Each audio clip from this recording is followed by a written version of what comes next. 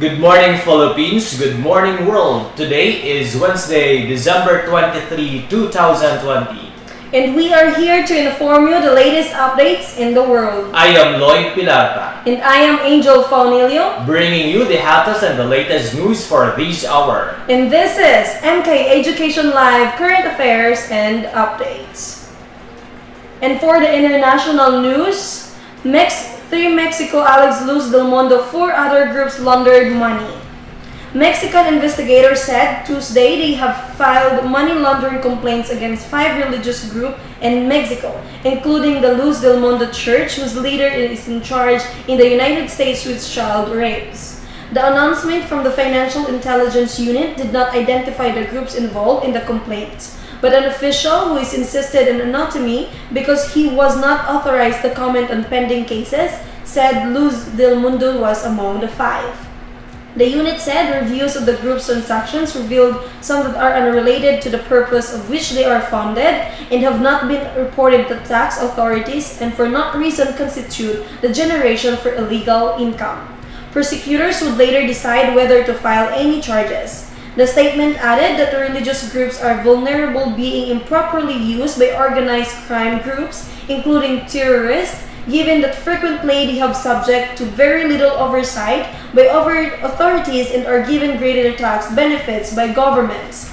Nason Joaquin Garcia, the self-proclaimed apostle of Luz del Mundo, has been charged with 3 dozen felony counts in California, including child rape and human trafficking. He was denied wrongdoing. Prosecutors contend Garcia and two other people committed sex crimes and also produced child pornography involving 5 women and girls who were church group members. The crimes took place between 2015 and 2018 in Los Angeles County.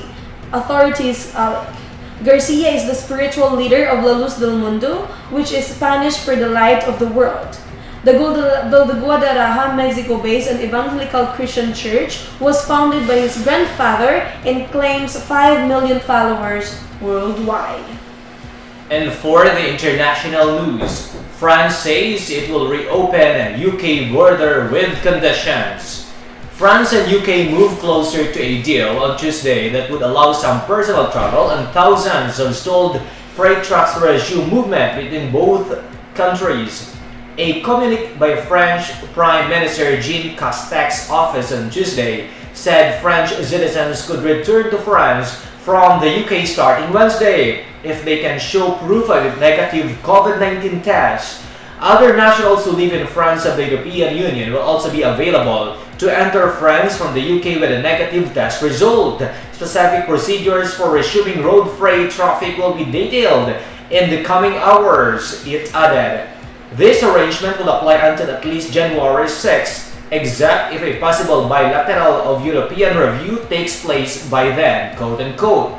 Planes, boats, and Eurostars will resume service tomorrow morning. French national residents in France and those who have a legitimate reason must present a negative test. France Transport Minister Jean-Baptiste Djibari tweeted, fearing the spread of potentially more contagious coronavirus variant, France was among dozens of countries which closed their borders with the UK over the weekend. The French closure was the most significant as it also restricted the entry of freight. On Tuesday, nearly 3,000 trucks remained stranded in England, and British supermarkets warned of shortages of some goods just days before Christmas, quote unquote. Good progress today in agreement with the French government on borders. We will provide an update on hauliers later this evening. But hauliers must still not travel to camp this evening, UK Secretary Grant Shapps said on Twitter. But the conditional reopening could be complicated by testing times. The French communique specified that people entering France would need to take a polymerase chain reaction, PCR test, or an authorized antigen test able to pick up the COVID-19 variant. The turnaround time for the PCR or polymerase chain reaction test in the UK can range from 1 to 3 days, according to the latest data from the UK Department of Health. Meanwhile, for the national news, a policeman's daughter goes viral. Paniki Tarlac, the father of the man who was shot dead by an off-duty policeman, who are here in Sunday, is appealing to the public to stop insulting policeman's 12-year-old daughter on social media. The Department of Social Welfare and Development, or DSWD, on Monday also appealed to people to spare the girl in their anger and stop condemning her on social media. Florentino Gregorio, father of 25-year-old Frank Anthony Gregorio, who was shot dead along with his mother, 52-year-old Sonia Gregorio, by Police Senior Master Sergeant Janelle Nuesca here on Sunday, said the girl's parents were to blame for how she reacted to the alteration between mother and son and the policeman. In a coded code, if she were raised properly, she won't act that way. In that moment, she should have dreaded in gunfire and ran away crying, Gregorio told reporters. But let's not bash her. She's just a kid. The child lacks the right parental care, and I know that it was all painful for them, he said. Videos of the incident show the girl standing near her father during heated exchanges with the Gregorios. At one point during the confrontation, the girl shouted to Sonia, "My father is a policeman." "I don't care," Gregorio shouted back in enraging Nuesca, who drew his 9mm and M92 service pistol and shot her point blank in the head and then Frank Anthony Gregorio twice. Before leaving with his daughter, Nuesca fired once more on Sonia Gregorio as she lay on the ground. The authorities have brought double murder, or 2 counts of murder, charged against Nuesca in court in Paniki. The prosecutor has recommended to no bail for Nuesca's temporary liberty. Comments on social media about the killings were unfriendly to the policeman's daughter. And for the national news, netizens call for blood, launch petition for death penalty versus cop in Tarlac murders. The murderers of a woman and her son at their home in Paniki Town, Tarlac Province, have lit up an online petition demanding the death penalty for the policeman who was caught on video shooting the 2 victims, Senior Master Sergeant Janelle Nuesca. The petition on Charge.org may have found a supporter in Davao del Norte, Representative Pantaleon Alvarez, an advocate of reviving capital punishment, quote-unquote. "If you ask me, the punishment for that suspect should be cremation, not hanging. You know how cremation is? He should be burnt alive," Alvarez said in a phone interview. Pressed to clarify, Alvarez said, quote-unquote, "I think that the suspect should be punished by sending him straight to cremation. Cremate him immediately. Look at what he did to the victims. The mother is pitiful. She even embraced her son to protect him, and yet he shot them both, just like that." He refused to watch the viral video of the confrontation between Nuesca and Sonia and Frank Anthony Gregorio, which ended up in the policeman shooting mother and son at close range, quote-unquote. "It is too much. It is unthinkable that an agent of the law will do that," Alvarez said. A certain Jaime Lin Espenueva started a petition on Change.org entitled "Capital Punishment for Janelle Nuesca." It has 1,817 signatures as of Tuesday, December 22.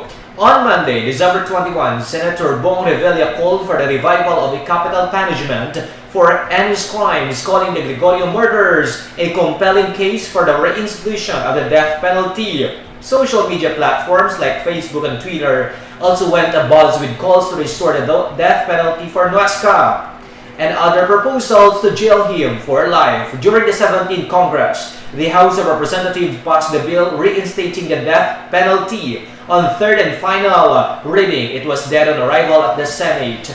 At least 12 measures seeking to revive capital punishment have been filed in the 18th Congress in 2019. These are pending at the House Justice Committee.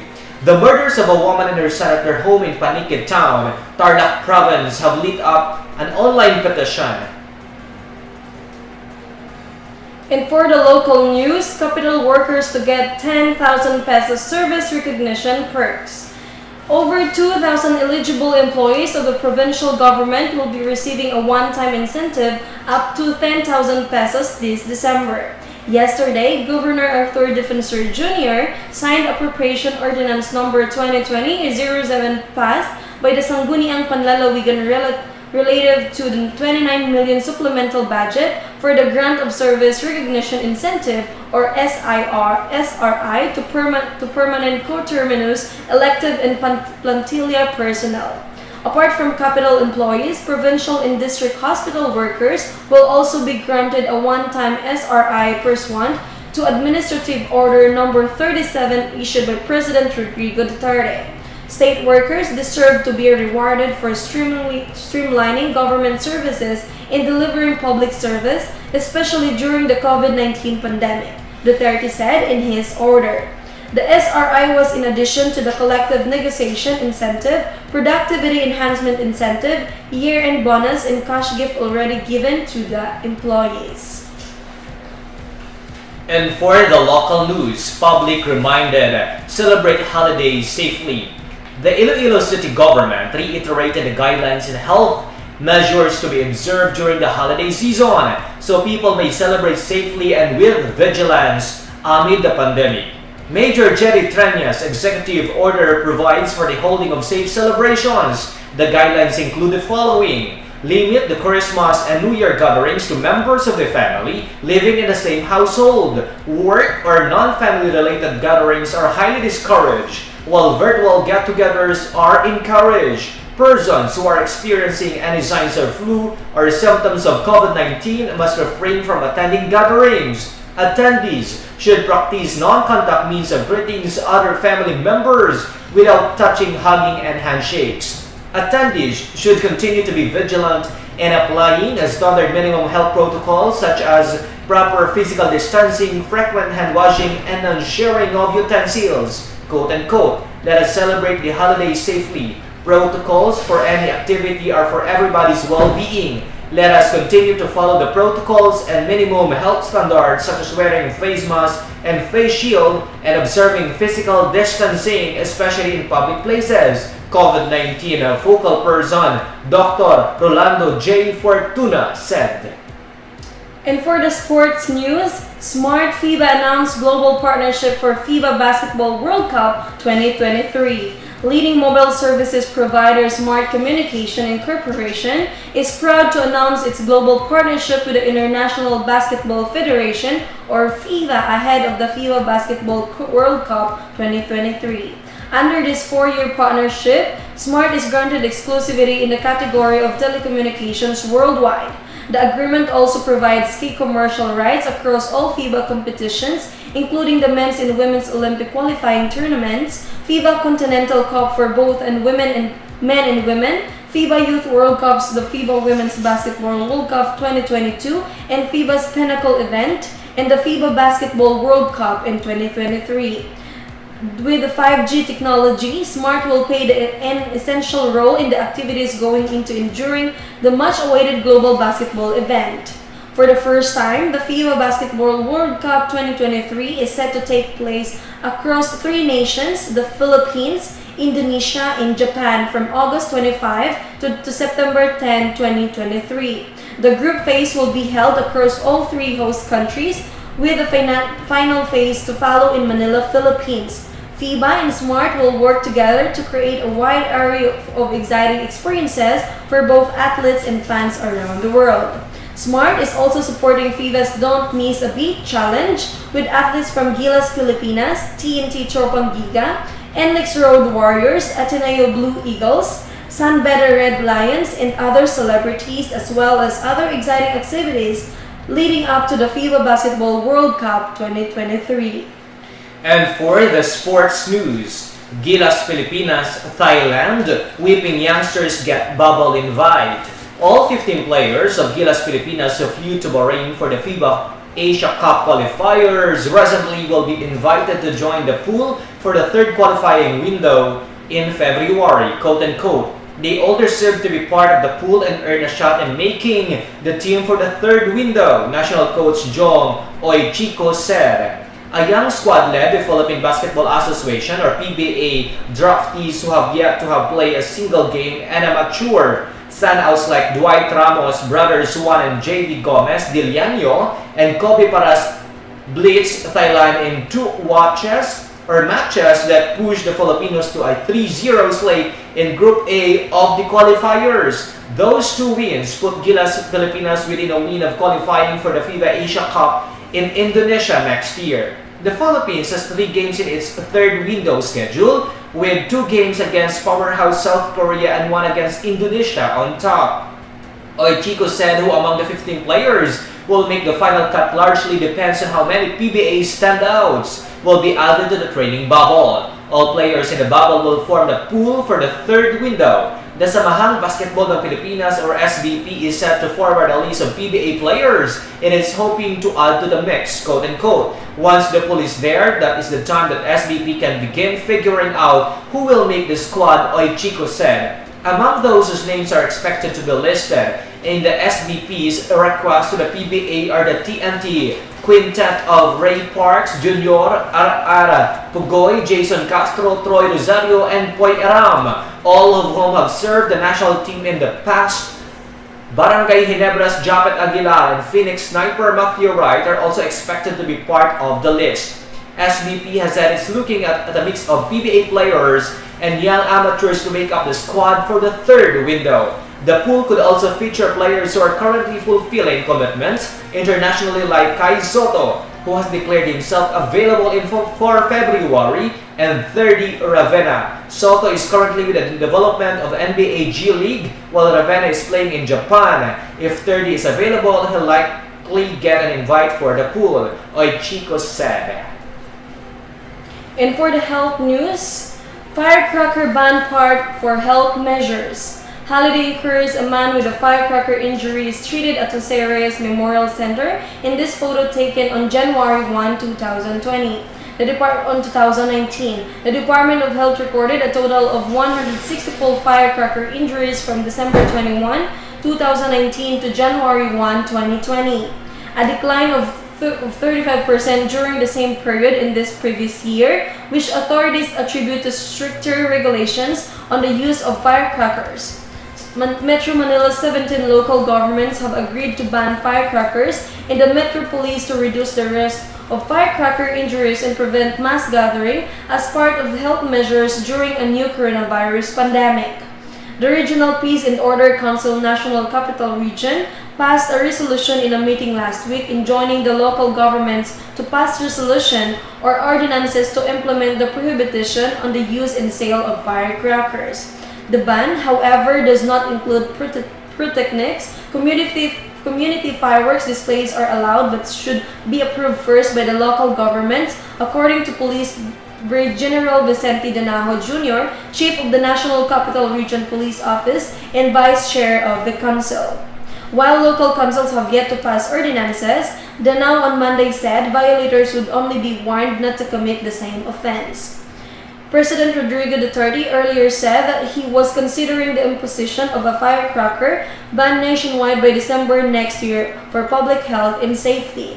Once enacted, the policy will kill the local firecracker and fireworkers industry, particularly the Bukavis in Bulacan province. On Monday, the president said he was aware of the concerns of manufacturers who had appealed to him to reconsider his decision as it would put people out of jobs. And for the health news, Metro Mayor's firecrackers ban part of health measures. Metro Manila's 17 local governments have agreed to ban firecrackers in the metropolis to reduce the risk of firecrackers injuries and prevent mass gatherings as part of health measures during the new coronavirus pandemic.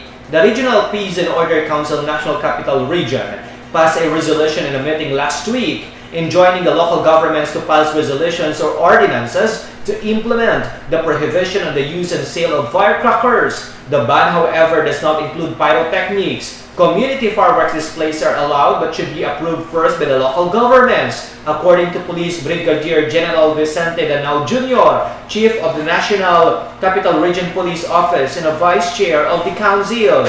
While local councils have yet to pass ordinances, Danao on Monday said violators would only be warned not to commit the same offense.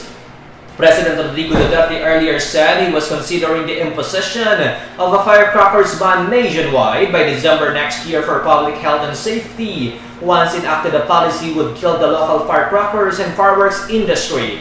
particularly that of Bukawi in Bulacan province. On Monday, the president said he was aware of the concerns of manufacturers who had appealed to him to reconsider his decision as it would put people out of jobs, quote unquote. I really understand you. I might even sympathize with you. Lose of earnings and you are driven out of business, but the problem is the higher duty of government to protect public interest, public health, he said. The Department of Health or DOH recorded a total of 164 firecrackers injuries from December 21, 2019 to January 1, 2020, down 35% during the same period in the previous year. Among the firecrackers that caused injuries are Coites, Luces, Fountain, Piccolo, and Baby Rocket. Of the five, only Piccolo is considered illegal. Authorities attributed the deadline in injuries to Executive Order Number 28, which the President issued in 2017, mandating stricter regulations on the use of firecrackers and confining the use of pyrotechnics to community fireworks displays.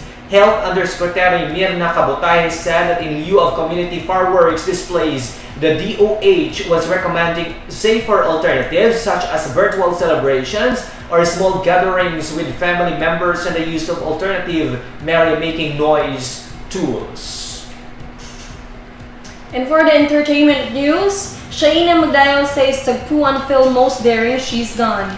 Kapamilya actress Shaina Magdayo is teamed up for yet her most daring role to date. This time, she lets go for all inhibitions as she breathes life into the simple yet complex character of Tanya, the free-spirited go-getter girl who would try to find herself in 2020 Metro Manila Film Festival or MMFF entry Tagpuan.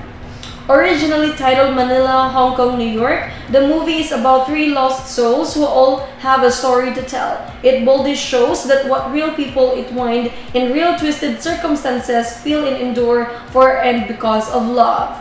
And as the story goes, it would try to ask questions that adults would ask about love. Co-starring with fellow Kapamilya actress Iza Calzado and Congressman Alfred Vargas, the actress said the compelling material simply left her with no choice but say yes even if it required her to give more.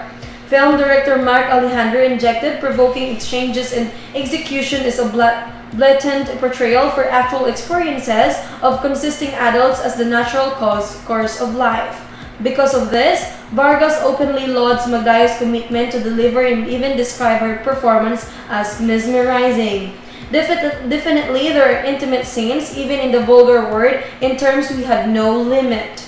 However, more than the compelling scenes, the film is said to mainly highlight the inner struggles, pain, and conflicts that mature individuals in their 30s go through as they submit to the complexities of love and life.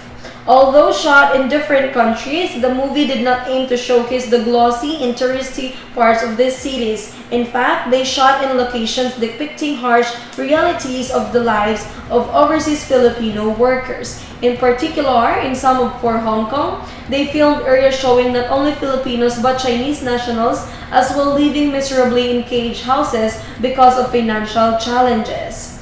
Tagpuan as well as for other MMFF entries will be globally released via Upstream PH for only 250 pesos starting December 25.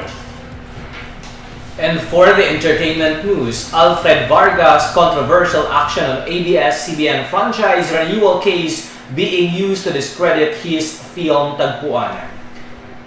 For Alfred Vargas, words can make or break a person. This is why the actor would take great pains to correct a misconception about him whenever he gets the chance. Alfred, who is also Quezon City 5th District Representative, received intense criticism, even death threats for his decision to inhibit from voting on the ABS-CBN franchise renewal. He cited conflict of interest as a reason not to join the House Legislative Franchise Committee members when they voted on the fate of the embattled media grant. Quote unquote, people called me names nabastos tayo. Until now, people use this issue against me and my movie, he told Inquirer Entertainment during an explosive zone chat. Quote unquote, I just want to set the record straight. I inhibited from voting because of the circumstance that I was in. We want to always follow the law. Alfred is the lead star and one of the producers of MacArthur's Alejandre's dramatic piece, Tagpuan, an entry to the 46 Metro Manila Film Festival. It also features Iza Calzado and Shaina Magdayaw. Quote unquote, everyone is entitled to his or her own opinion. I have already accepted that I have buzzers, I just ignore them. I thought at least we have something to talk about aside from Tagpuan, said Alfred. It is just that my parents, especially my mom, taught me that if people are saying wrong things about you, it's your personality to correct them. I just want to say that it's not true that I voted yes or no, or even abstain. What records will show us what I inhibited from voting. Alfred said he discovered that not everyone understood the difference between abstain and inhibit. That's why they are spreading fake news. He explained, quote unquote, when it was time to vote on the franchise renewal, my legal team discovered that I have a personal and pecuniary interest because I have an outstanding contract with one of the departments of the network that I have to uphold. They said that if I would benefit from the voting, then I surely could not participate. I needed to inhibit out of delicadeza. If not, I could be subject to an ethical case and this cost me my job as a congressman. For whatever it's worth, Alfred said he was really for the approval of the franchise, quote unquote. I understand why other people reacted the way they did at the time, the actor said, adding that while this was happening, he was engaged in talks about current ABS-CBN President and CEO Carlo Katigbak, quote unquote. He was the first one to understand my position when I explained to him what I needed to inhibit, and he said he understood. I felt calm and happy already. Alfred recalled, people tend to spread lies or say libelous statements when they are emotional, but Mr. Katigbak is a decent and smart person. He understands the realities. And for our weather news, today is Wednesday, December 23, 2020. Philippines will experience 26 degrees Celsius. The sun rises at 6:17 and sets at 5:33 p.m. Tail end of a frontal system or shear line affecting extreme northern Luzon. And that's the latest and the hottest news for this hour. I am Lloyd Pilarta. And I am Angel Faunelio reporting for MK Education Live. Today is 2 days before Christmas. Good morning, everyone.